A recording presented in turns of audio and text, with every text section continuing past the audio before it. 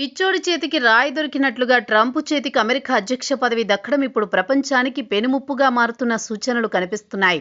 America అధ్యక్షుడు Trump అనుసరిస్తున్న విధానాలు కేవలం రాజకీయ మార్పులే కాకుండా ఆధునిక నాగరికతకే పెనుముప్పుగా పరిణమిస్తున్నాయన్న ఆందోళన ప్రపంచవ్యాప్తంగా వ్యక్తమవుతోంది. ముఖ్యంగా ఇటీవల వెనిజువెలా అధ్యక్షుడు నికోలస్ మదురోను అమెరికా దళాలు అపహరించడం, గ్రీన్లాండ్ను బలవంతంగా స్వాధీనం చేసుకుంటామనే హెచ్చరికలు, అంతటితో ఆగేది లేదని చేస్తున్న ప్రకటనలు దీనికి కారణం.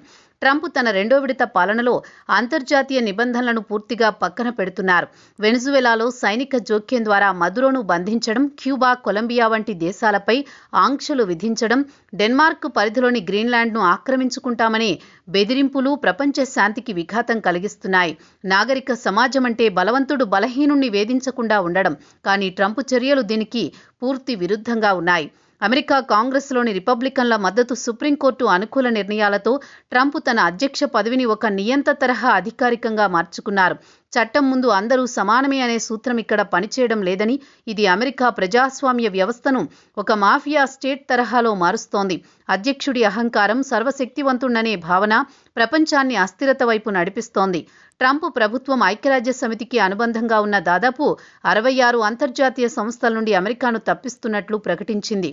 ఇందులో పర్యావరణ మార్పులపై పోరాడే ఐపీసీసీ, యుఎన్ఎఫ్సిసిసి వంటి కీలక సంస్థలు ఉన్నాయి. గ్లోబల్ వార్మింగ్ను ఒక మోసంగా కొట్టిపారేస్తూ శిలాజ ఇంధనాల వాడకాన్ని పెంచడం ద్వారా రాబోయే తరాల మనుగడను ట్రంప్ ప్రమాదంలో పడేస్తున్నారు.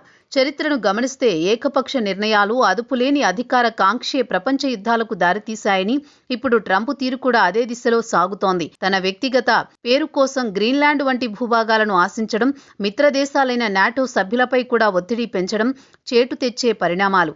ఇలాగే కొనసాగితే ప్రపంచం అరాచకత్వం, యుద్ధం వైపు మళ్లే ప్రమాదం ఉందని అంతర్జాతీయంగా వ్యక్తమవుతున్న భయం ట్రంప్ దీన్ని తెచ్చిపెట్టినా ఆశ్చర్యం ఉండదు.